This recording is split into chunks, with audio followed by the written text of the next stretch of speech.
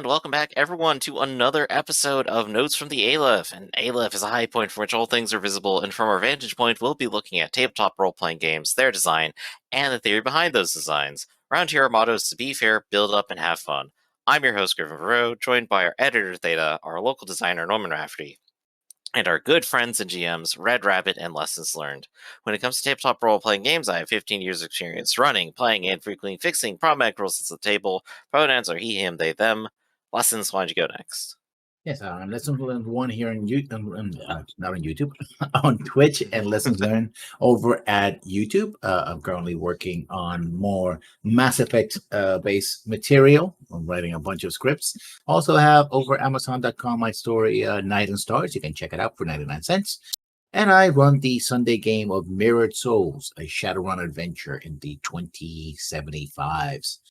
So if you want to check that out, just pop over here over at 7 o'clock Eastern Sunday for, ghoulies and gunfire. All right. What about you, Rafferty? Hello, world. I'm Norman Rafferty, he, him. I work for Sanguine Games. You're probably watching this way too late to go see me at First Squared, but not too late to go ahead and find out about Eumorphica, our game about transhuman spacefaring roleplay. It's going to be awesome. We got a big team assembled. All right. Last but not least, Red. Eating on stream, busted. Sorry, guys. Yeah, I'm RedRabbit. Busted. I am our game host for our Wednesday Ironclaw game. I am also playing or running games of Vampire 5th Edition, Monster Care Squad, and I forgot to mention last time, but I'm playing in our Forbidden Lands game on Sunday. It's a great game. Come check it out. I do love role-playing games, and I'm happy to be here. All right. And on today's topic then. So, everybody, rolling dice is fun, right? Dice, more specifically, are the primary mechanic by which players are allowed to interact with the world. To do something, you usually got to roll for it. So it's completely understandable then when a player jumps the gun and to try to act before confirming what's even being rolled or why. So today we're going to talk about the etiquette of rolling so that everyone can understand why you just rolled a d20 and why you just said you succeeded at whatever you were doing. So, who wants to go ahead and get started with interrupting everyone? There you go, lessons. I've said this rule before, and I know Raph has his own version of it in his book. So it's the rule about when do you roll, and the rule goes something like this. In my interpretation, you ask for a roll when failure is an option, and that failure has consequences. Meaning that any other situation, we can probably narrate it because we know that we press a button, the door will open. That's not a problem. But if pressing the button doesn't open in time, you can get shot or blown up or electrocuted or captured, or you fail to save the princess on the other side, then you got to roll.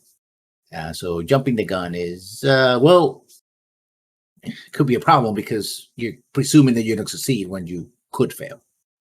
Or more presuming that you need to roll when you don't know whether or not it is consequential.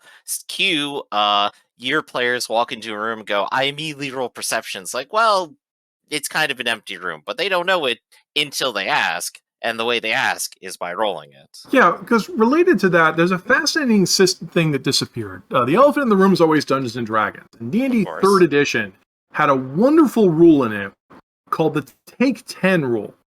And the theory behind this was that instead of rolling for many things, you could just say, what if instead of rolling the d20, I just had a 10? Just say I had 10. And you could do this for most skills in the game, because if it doesn't matter, like I need to climb this cliff. Well, you could just, is 10 plus your skill level going to beat the DC to climb the cliff? Okay, no one's around, no one cares, you have all the time in the world, take 10, do it. And it was a rule that was used in the crafting system. It could be used to identify items, because items might have a DC to identify them. So once you get your take 10 high enough, there were classes that were really good at it. And it was a really neat rule. And it's gone now. It was sort of in D&D 4, and it's not even in D&D 5. I think D&D 5 tells you to write down your insight 10 and your perception 10. So they still have taking 10 for that. But they got rid of it as a concept. Yeah, it's not there in the text, though, of course, people are wont to port rules from previous systems and roll with it anyway, because they go, well, why isn't it there? Yeah, I mean, that's fascinating. like I have to assume that they took it out because they copied and pasted a bunch of other shit from D&D. That they knew it was there and didn't copy it for some reason. And either the designers were right to remove it because players didn't find it added anything to the game, or the designers were wrong to remove it and players actually actively miss it. I usually assume that in a game on that scale, since I don't see any commentary about it, like I don't see anyone complaining, D&D 5 got rid of taking 10. No one brings that up, and then Pathfinder's getting rid of it. I have to assume that people don't miss it. And that's fascinating to me because I thought it was a really good rule of thumb. It was a really good thing I could argue with the GM. It's like, look, I've got, we need to get back to town. I have wilderness lore at 5. If I just took 10, that'd be a 15. Is that enough to just get us back to town without rolling? Instead of like arguing about I'm skilled at wilderness lore, we should just get back to town, which is probably what you do in the modern version. So we've gone from quantities of numbers to qualities of a character. It's not I have a +5 in wilderness lore. It's I am proficient with survival. Right. If I were to make a discrete example of that, I think like in the backgrounds, you could be like a woodsman or outlander, and it specifically just says you can't get lost. You know which direction everything is, and you're familiar with all terrain. So you just whip that out and just say like, I don't need to do anything. I know where I am. I'm going home. Or the fascinating thing with like because background traits in D&D are kind of like a half-assed add-on.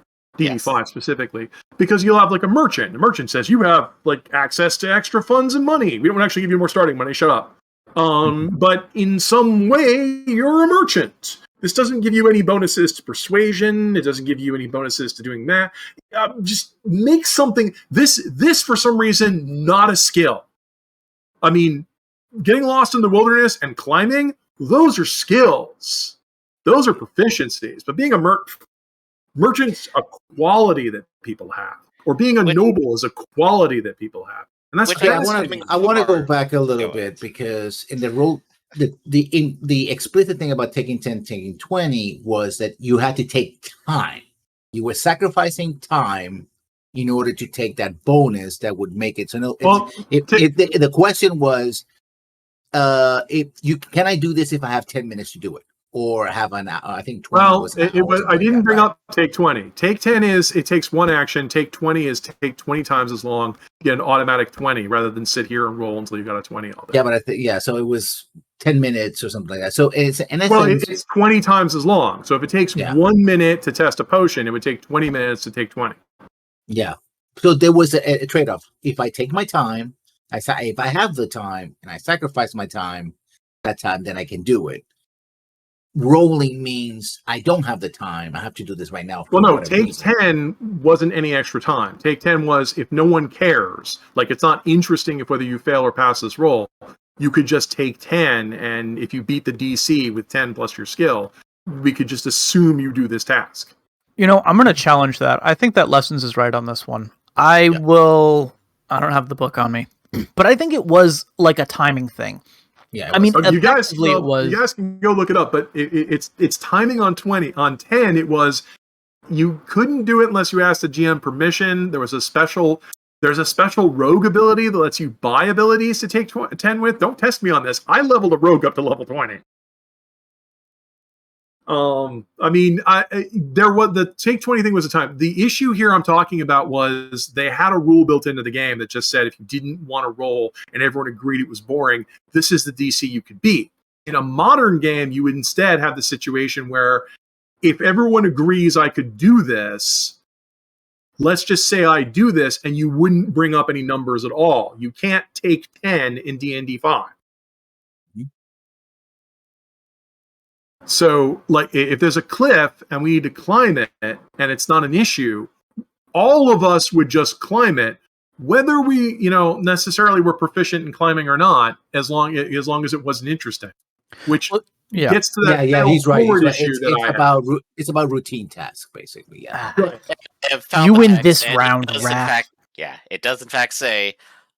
It's not about how much time you take, it's about not being pressured and taking an average result where you don't really need to roll particularly high. Yeah. So Now, this introduces some interesting stuff here because there is an implication with taking 10 that literally everything your character can do could be subject to like a mechanic. And the idea of like we're using this taking 10 mechanic as like a placeholder to say like, hey, there's plenty of times where we won't want you to roll dice, but we just want you to know that there's still a mechanical backing to this. There's still something that is upholding this mechanical currency, right? Whereas the way a lot of people play the game now, it's like, oh, you're only rolling for things because your DM has decided that this thing needs to be rolled for in this moment. Like, does that make... I don't know. It's a hard concept to express. Well, no, I can explain it a little bit more. The goal was you might have a killer DM who never wants to give you anything. They know that any information you're asking for, if I give it to you, it will diminish your enjoyment of the game. Mystery is what makes this important, and they won't tell you shit. And you might have another GM who wants to give out a bunch of information but doesn't necessarily know how much to give out. Like, for example, if there is a spell in effect here and it's a 3rd level spell, I need to make a spellcraft roll of 18 or better to identify that. So I could just say, hey, as a wizard, I'm just going to cast Detect Magic and take 10. Is there any magic here? I have an 18. And then the GM, which is good enough for any 3rd level spell or less. And the GM could just say, oh, yeah, there's a glyph of warding over here or something like that, because I know you can identify a 3rd level spell or less. If it was a bigger or weirder effect, I would tell you can see magic, but you don't know what it is. As opposed to what you might run into with a lot of GMs will have a crisis. Okay, he's got Detect Magic, but I don't think he would know what this... How would I know if he knew what this was? I mean, you're just a lowly fighter. You don't know what Lightning Bolt is, so go down this narrow corridor, please. Well, I'm going to be a smartass here and point out that I leveled a wizard up to level 20 and in D&D 3 and never put a single mark in spellcraft. Yep. Because I knew I could get away with it because everything is some sort of unidentified effect. I mean, like a bigger deal of it. In other words, I never chose to be skilled in spellcraft, and the game never forced that.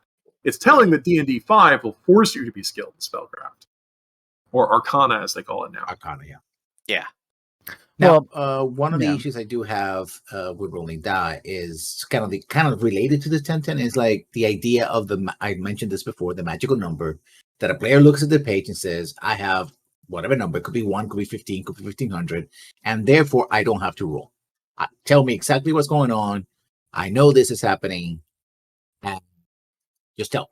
And you're like, but there's the chance you might not. Right. No, I don't care. I have a huge number, which is because the numbers are relative, right? They're not relative to the target. Here's where I have to be. I need a word for this because it's an angry situation. Okay. I normally call these kinds of players formalists, and it's the notion that if you're going to ask me for a number, I need to make sure that number is as high as possible. If you're not going to ask me for a number, I don't care what it is. And so some of you may have seen this. It's the guy who, if the game has a lot of point-based or choices, their strength, dex, and con will be through the roof. Mm-hmm. The combat stats will be through the roof, and anytime they have an option of taking, if the game has a choice, if you're playing vampire, their dexterity and willpower are going to be through the roof, but their manipulation and charisma are abysmal. They're dump stats. They have 1 dot in them, and they don't ever buy any social skills. This is because these players know that when they get into a social situation in the game, that's role-playing, not role-playing. And as long as they are a reasonable, intelligent, and diplomatic-style person who's willing to talk things out and deal with them, they won't be asked to make any charisma rolls or diplomacy rolls. If they just talk their way through it, they can. Mm-hmm. And now you run into a game balance problem. They've channeled all of their effort into kicking ass in combat. So when a combat shows up, they're punching above their weight. But in situations where there were all these provisions in the book to be social and talkable and that kind of thing, they didn't put any points in them, but they know they can just talk their way through that because we won't be rolling dice for that. Talkable. Right, and I've definitely seen this in play, even in the Pathfinder games that I'm doing right now, where people will dump that and assume that they can get by, and when I'm running it, I go, all right, you are trying to make a point. This is a point of negotiation. Why don't you go ahead and roll it? Oh, right, you're terrible at it. and the DCs basically start at 25, so it's impossible to do if you don't already spec into it. Right, but you guys are good GMs, and I also want to point out this is why I always have my continuing issue with failing forward, because players who know that the plot requires them to go forward know that the only lose condition is going down in combat. So the only numbers that matter, including skill numbers, are skill numbers. So this is why, like, you'll get people who show up at Call of Cthulhu, which is normally not a combat game, but they'll have like dodge skills and pistol skills at 90 or better. I'm looking at you, Delta Green players. They'll have those maxed out because they know that if there's anything that requires them to find a clue or move on to the next point, those won't be skill rolls. Fail forward logic means they just need to move forward with that. Mm-hmm. Yeah, but the phenomenon I talk about is more like benchmark. I had to describe the way it has happened to me, and maybe this is very peculiar to how it happens. 2 examples. One example is it was a 4th edition, which we have a skill. You start with +5, and then numbers would jump very quickly. 4th edition Dungeons and Dragons, and so this player character goes says, "Well, I have 25 plus 25. Just where are the traps?" Right? Because in their mind, the number was so big that it was not possible for me to put it any numbers. Like, well, if I consult my Dungeon Master's guy, it says that at this level, the target number is 40. Well, no, that cannot be. It has to be this because my magical number says that I have X-ray vision. I see all the traps, right? Or another player who, say, playing DC Heroes says, "Oh, my character has this level of intelligence, for example, so he's the top 3 smartest people in the world. He's like a Lex Luthor or whatever. And if Lex Luthor knows this, then I have to know this because my magic number says that I have to know this, right?" It doesn't matter if the character actually has any experience with this. I would have to say that that's either a retcon or a failure of session 0. If the player looked at the rules and the rules defined buying this number entitles me to these things, they bought those, and in the interest of building up and being fair, they get that unless you tell them in advance they don't have it, because if you spring that on them during the middle of the game, you're being unfair. I mean, it could be a failure of communication, but I think it's also a failure of interpretation, right? We didn't communicate, so they jumped. The rules don't really say that that's exactly what happens. DC Heroes from Mayfair was pretty squishy. Well, DC Heroes is a mess because Batman can throw planes, but and punch, and a kid can kick Superman in the nuts and kill him. Right, but it did. This was a problem in D&D 3 and Pathfinder 1 with skill rot, where you had to keep putting marks and then eventually get enchanted bonuses in skills, because like Pathfinder 2 does this, where they rate difficulties at every single level of play. And so if you're not putting points in this and building this up, eventually the skill rots and falls away. And that's that's where the fear of trap builds comes from. Mm-hmm. And once again, that's why a lot of games like D&D 4 and 5 just said, screw it, you're proficient or not, and we'll just level you up when you're proficient. That way you won't necessarily get the skill rot. But that, you do get this. That's why I'm also not a big fan of level matching, because I would have the problem where you get to 20th level in D&D and suddenly every monster you meet has true sight and plus 30 perception bonuses all the time. And it's like ridiculous. Like you haven't gotten any better, because you will actually see that in a lot of the monster blocks, actually, where they will have the 3 or 4 skills, and those are strictly maxed out, and they're never really like a spread of them. It's always just strictly like the easiest possible option. It's always kind of fascinating to see. Perception's based off of wisdom, which means even non-intelligent animals can have it. And when you're statting a monster and giving it skills, anything can perceive. So why wouldn't you give it to them? And so, once again, screw the rogue. You can't sneak up on anything. Everything levels up to meet you. Yeah, I mean, it's go ahead. Oh, I was just gonna say lessons, because it's interesting. Your example. I haven't played that game, but I would almost prefer that to the alternative situation where you have a player who has min-maxed to the point where, to use the rogue, they've got a plus 14 stealth or whatever, which means the minimum they're ever going to roll for their stealth check is, 16, or they could roll a 1 and automatically fail. But outside of that 5% chance. In 5th edition, you don't automatically Don't repeat that. Third edition and onwards, a 1 is not automatic failure. They're for specific on that. On skills. Wait, then what the hell is the... never mind. I'm not... A 1 is an automatic failure on a combat roll. A 1 in 3, 4, and 5 has never been a failure on a skill roll. Yeah. All right. Well, I personally disagree. Trust me, we get confused about this stuff all the time. But it's a house rule. People assume it's a rule and they make it a house rule. And yeah. It's like, no, but it's not actually a rule. Well, I'm also going to 5th edition because 3rd edition specifically said this. 5th edition has omission, where it says a 1's failure on a combat roll, but doesn't say anything on a skill roll. Yeah. Okay, well, ultimately that just adds to my point then. If you have a character who is incapable of failing their roll, but insists on rolling it anyway, I would much rather say, like, oh yes, you rogue with your ridiculous skill, you just pass it. You don't have to take up time at the table rolling, because... Has that actually happened to you? Oh, yeah. No, my, Socks, shout out to Socks the Tabaxi Rogue, had a stealth of like plus 18 by the time we were done playing the game. And I would ask, does it actually delay the game? But I keep forgetting that you guys are on Roll20, where you'll type in the roll and wait 5 minutes for it to actually show up. Yeah, well, we got to points where like, okay, so let's talk about my pet peeves for a second. Because, like, the thing is, ultimately, we started this whole thing by saying, oh, what we hate when people make rolls that are unnecessary, right? That is my second most hated thing that people do when they play these games.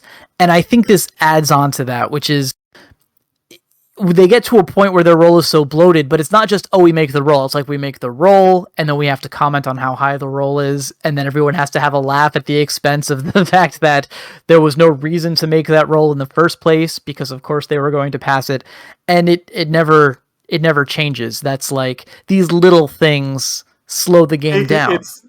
Wow, players who can't let an unfunny joke go. I mean, listen, if that's a crime, throw us all in jail, right? And throw away the key. You guys. I hate fun. But I would say that in many ways, again, rules informs gameplay. I love to have this situation where they do roll, because I can say, okay, you did it by 1, so you squeak by, versus you did it by 20, and you're virtually a ghost and nobody can see you. Which I think is hilarious that you invent those, because like a lot of games like Dungeons and Dragons don't have any provisions. They don't care. There's no criticals on skill rolls or fumbles on skill rolls. Fumble is something people invent. But you have to be careful, because again, the opposite of that rule is I roll a 20, so yes, the dragon falls in love with me. And I'm like, well, yeah, but that's not a rule. That's not a rule, but people assume this goes back to the previous episode of when you say and make a new rule at the table, you now have to consider the consequences of what you just did. I mean, there is that thing where people assume that a 1 is a failure, like we just complained about, or that a 20 is success. The book's very specific. A 20 is not always a success on anything. Nor is there provisions. See, this is where we get in the problem. People like emergence. The entire point of having these stupid rules is so we'll have some sort of mechanics around it, so random things will happen that we necessarily wouldn't have wanted. Because as I'm fond of saying, we didn't need rules to roleplay. People do it all the time. You could just sit up, pretend to be an elf, and you wouldn't need to roll your stupid D12s to convince you that I know how to seduce people. I don't know how to seduce people. But the purpose of the die roll is to make it emergent. I might want to kill this guy. This guy wants to kill me. We could spend 10 minutes debating about who gets to kill who, but we've decided let's resolve this with dice, specifically multiple die rolls, to make it random, to make it interesting, because you might win, you might lose. It's gambling. And that's where die rolls are supposed to be interesting, because they're supposed to be gambling. You don't know if this is going to work or not. And the second level would be, you don't know if this is going to critically work or critically fail if your game has provisions for that. So that's why die rolling should only be done if it's interesting. We should only be gambling on stuff that's actually interesting in the game. The problem, of course, being that we have debates on what's interesting, and also on ways people should be able to talk their way out of this kind of emergence. Like I said, I've got a big issue where players naturally become sensitive to what we will be gambling on and what we'll be talking our way out of. And players, being players, and they should do this, will start putting all of their points and effort into winning the gambling games and not worrying about the talking and failing forward games. Right, which is interesting, but people will still bargain for sure. And I definitely, when we talk about like first edition stuff, we talk about like there were no skills and you describe what you were doing. And I think I remember a lot of that in early second edition AD&D. And I definitely still saw traces of it in like 3.5 and onwards, where people will be like, well, you didn't specifically say you were looking at this. I disbelieve. Yeah, I just believe every single thing. One of the You didn't dumbest look rules ever. specifically for bricks on the wall, so you didn't notice any secret doors and stuff. And so that always gets into the conflict of, was it interesting, or should I have rolled for anything if I was never going to get there in the first place? Right. Theta brings up an interesting one here, where it's just like, if you roll a 20 on your check and you still fail, why were you rolling? Well, why did you have me roll? Here's one thing I've discovered I'm in a minority on. And because I bring this up during the games I'm in, which is the informed failure. Like, for example, if I walk into the room and say, I make a perception check and you let me see the results, and I've rolled an 18, I wouldn't say there's no one in the room. I would say there's nothing in this room that a check of 18 or less would detect. So either this room is free of everyone who could roll an 18, either the room is free of bad guys, or they are so highly skilled they could beat an 18. Yeah, every room is filled with ninjas. Right. Well, this is where I complain about retcons, because if then a first level goblin showed up and attacked me, I might get a little upset, because I'm going, how did this first level character could have most proficiency bonus of maybe +6? Well, I guess it's D20. D20 is really swinging, so they could. If I had rolled even higher than that, like if I had rolled like a 23 or a 24, I would spot the goblins. But I often hear the objection being, well, as a GM, I didn't want them to spot the goblins. It was more thrilling if, when they came in the room, they would be surprised by the goblin. Well, but now I have to counteract with, you've just violated the player's trust, because the players buy perception or buy these skills to have agency in the game. You're the GM. You have fiat. You can do whatever you want. Players have to make skill rolls to achieve certain things. And if you take that away from the player, you've told the player that any point or effort, when this is the thing I was going to remind folks, we are in the intelligent design era. All of the choices on the character sheet were conscious choices the player made. They picked this at the expense of that. They picked intelligence and wisdom at the expense of strength and charisma. Every single thing, they could have picked something else. And if you make those skills useless, the player is going to feel upset that I could have picked other things I wanted to do, but instead I picked something that you're just going to nerf.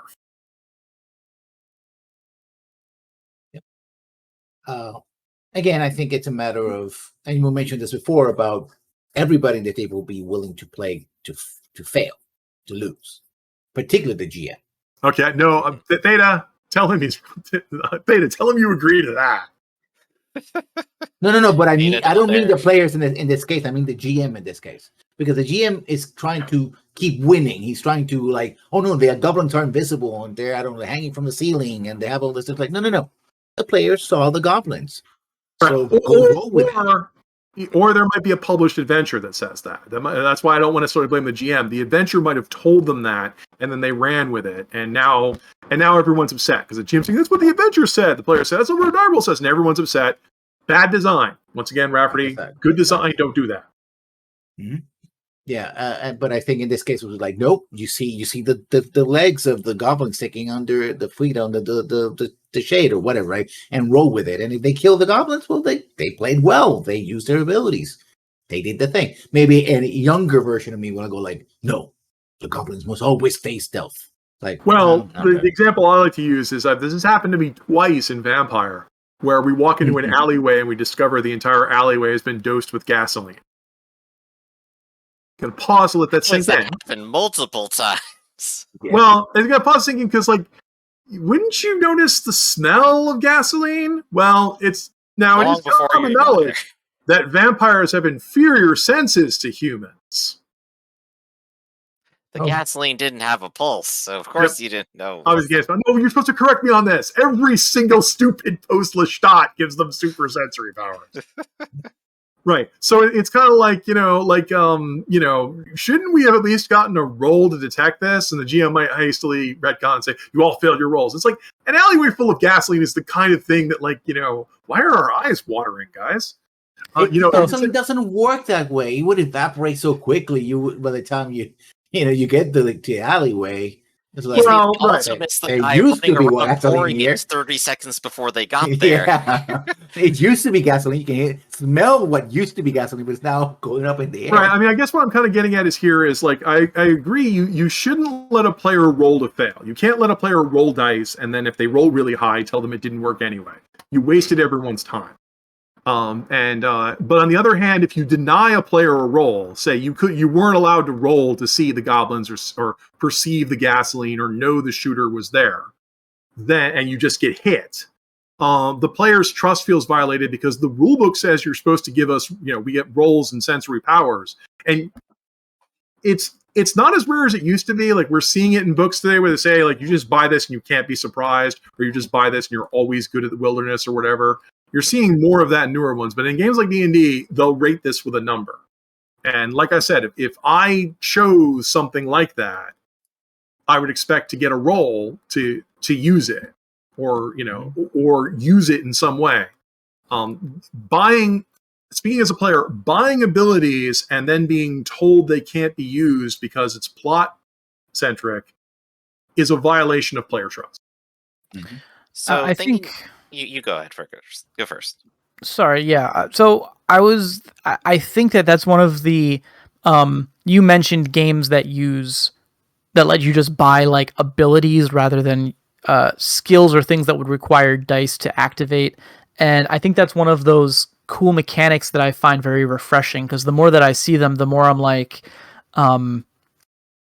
there's something very seductive about rolling dice. I mean, there's a lot of people who love this hobby because they like to collect dice, right? It's fun. And it's fun. I can't blame them. They're beautiful. And it's gambling, right? There's the risk involved.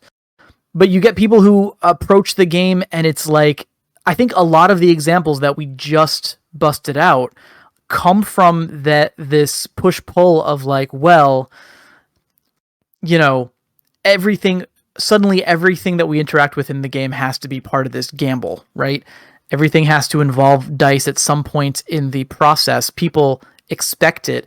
I was going to say when we were talking about Take 10, I think that I could see Take 10 not being popular for people who want to roll dice. There's another example of it that I think is more recent than that.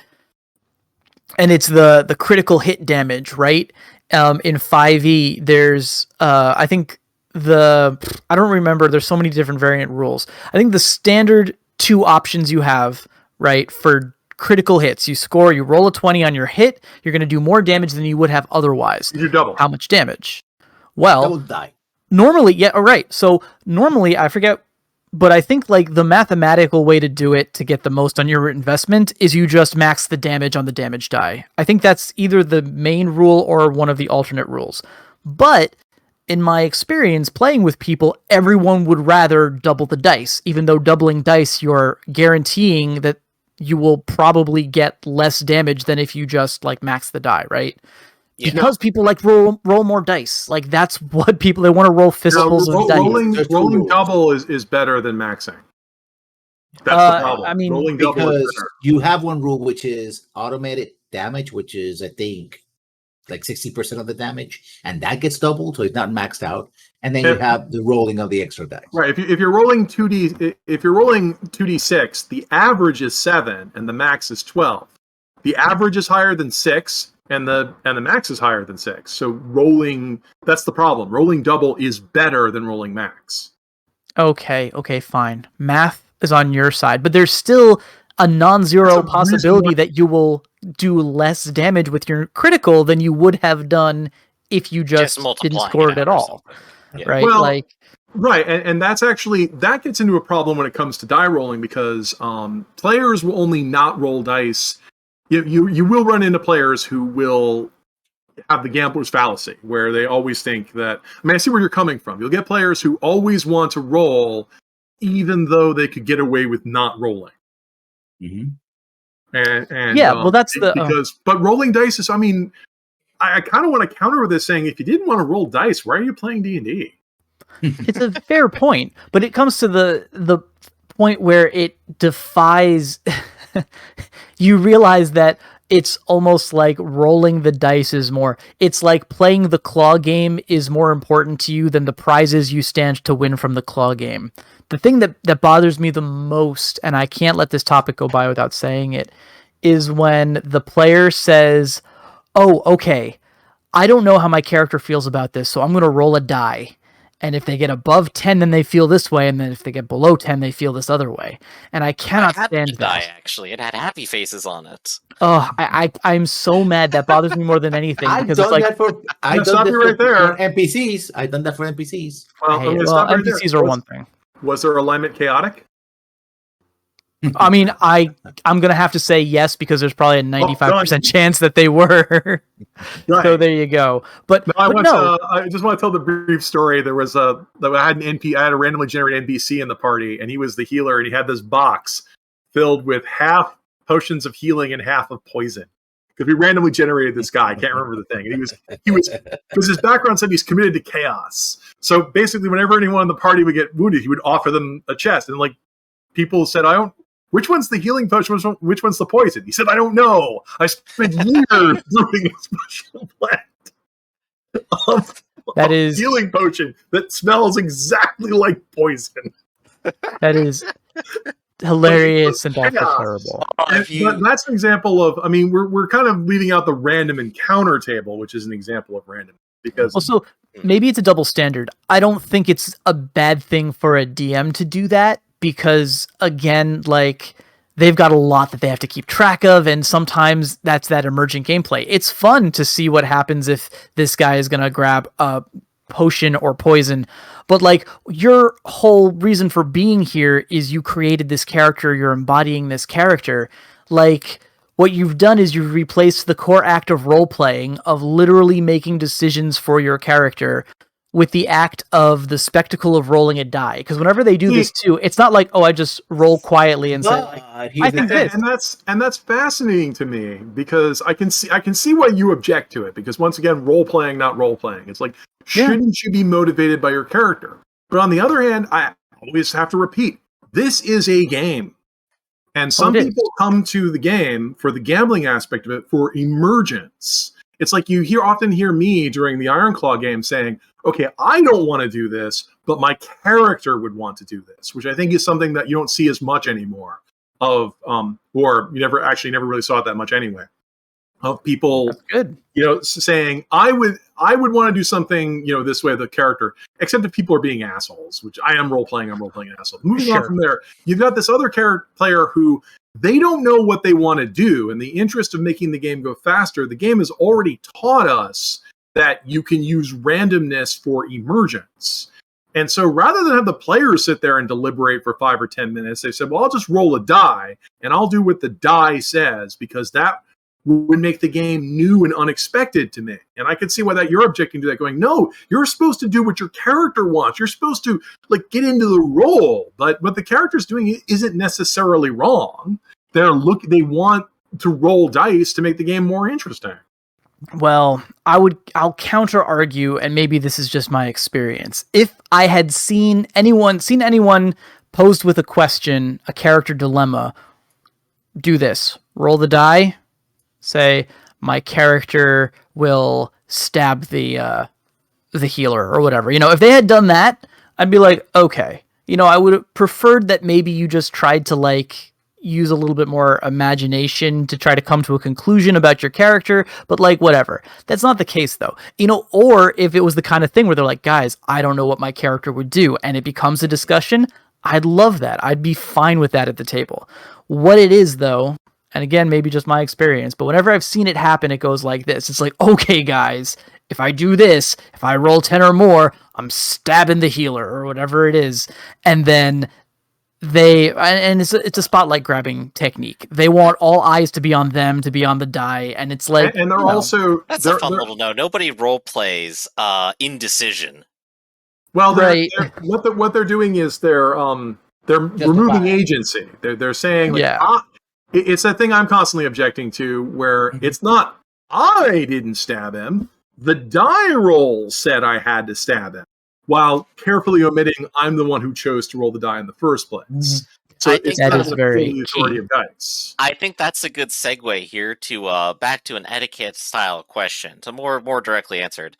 Who initiates these dice rolls? Who Me. chooses to say when the die is rolled? Is Me. it always going to be the GM who says, I would like you to roll X, or is it the player who's like, I would like to roll X in this situation? Because one is definitely very proactive on the player's part. Like they're invested in saying, I have a skill that can help me here, right? But Right. that usually doesn't fly, and usually it's a game of Mother May I. Hey GM, what should I roll here? I think so. My rule there is that I'm totally good with it being a discussion, right? Mm-hmm. But I try to encourage people to think in terms of actions versus in terms of skills. And of course, depending on the player, some people are not interested in that. Like the whole reason they built their character was so they could use these skills. In that case, I would be like, okay, well then think about how those skills are realized within the fiction, right? But if you say, I want to try to convince the person to do what I want them to do, and I say, okay, give me persuasion, they're like, oh, I was hoping it would be intimidation. I'll be like, that's fine, but then you probably should threaten them somehow. Like, I don't mind guiding that, or I don't mind, having the conversation after the fact. Nothing is worse, though, than when they're like, okay, I'm rolling to charm the person. Okay, I got an 18. Now they're charmed. And it's like, whoa, now. Just slow your roll. And I'm not sure if we've said it on the stream yet, but like the skills you have in a game are the verbs of which you interact to the game with, right?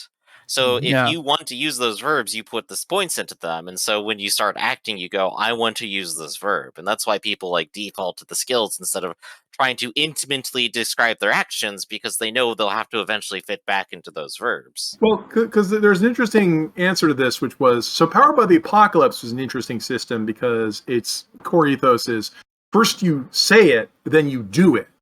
And a lot of the examples in the book is it doesn't have a precise turn order. You just say, I seduce you, or I go aggro on this guy, and then roll some dice at them.